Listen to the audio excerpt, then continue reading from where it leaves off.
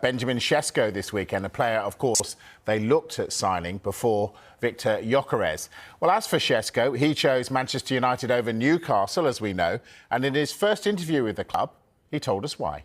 First of all, of course, because of the club. It's just a historical club that is unbelievable. For me, the team is great. It's getting better and better, and that's why also there is just stuff that it made you like come there. You know, it gives you this already kind of, let's say, energy that you want to be part of. And yeah, I think it's just a great project in general, and yeah, can't wait to start, definitely. Did Ruben Amorim play a part in that decision, obviously wanting to come here and play for him? Of course, I think this is a really important part in general in football. Great guy, great coach, and so we're going to start. It's important. Right, Dharmesh. So, SESKO in. Does that mean Højlund out? It doesn't look good for Højlund with regard to his Manchester United future, but there are clubs that are interested in him, not least AC Milan. They remain in talks with Manchester United over the signing of the Danish international. Milan, for their part, they want to do a loan deal with an option to buy. I think Manchester United would prefer a permanent deal for Rasmus Højlund, or at least have some sort of permanent element attached to any kind of loan deal. And I think they would probably consider offers of around £40 million. Now, that could come in two forms. If they were to sell him now and get £40 million, I think they'd consider it. If it was a loan with an option, then maybe they can be quite creative with it, a loan fee, and then the rest of that £40 million made up in an option price later on down the line. I think it's being made clear to Højlund now. I don't think he's under any illusions that maybe Manchester United do want him out. He was an unused substitute in United's pre-season friendly against Fiorentina at the weekend. Ruben Amorim actually chose to play Mason Mount in a false nine ahead of Rasmus Højlund.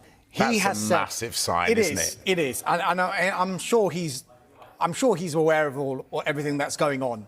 He's clearly seen SESKO come into the club and him not getting much match time, even though he was the only striker that was available to them that day. But anyway, he has said he wants to stay and fight for his place.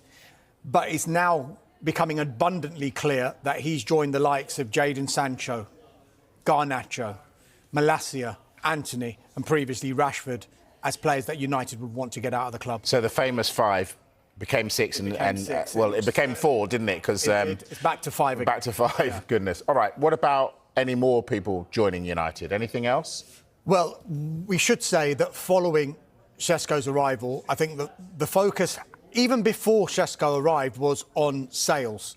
Not necessarily making those sales before players come in, but having an assurance and a knowledge that before the end of the window, some of these sales would happen. We've mentioned Rasmus Højlund and AC Milan. Borussia Dortmund still pushing to sign Jadon Sancho.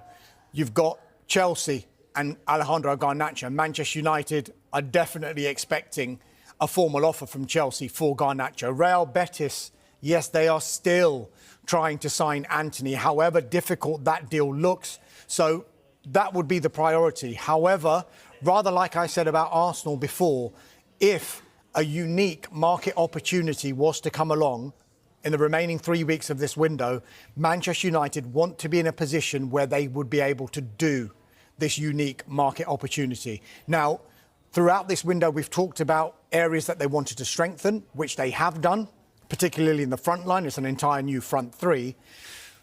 But central midfielder, talk of that has not gone away. And I don't know whether it's been accentuated, even though United have played OK during pre-season.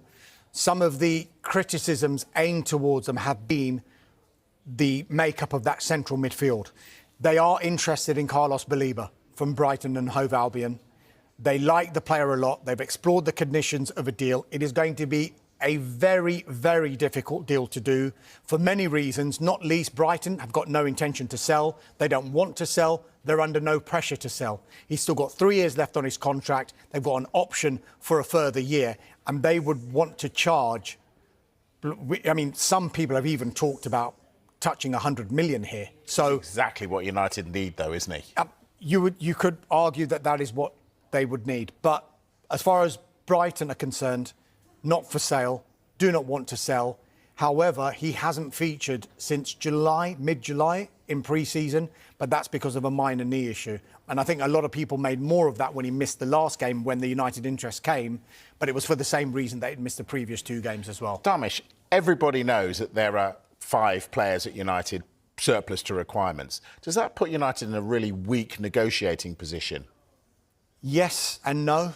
I mean, I don't think it's any secret that Manchester United wanted to do business for these players, but the way that football works now in the finances, it's not just about transfer fees. It's about getting wages off the books as well, so that they can go into the market and perhaps do deals using how PSR works.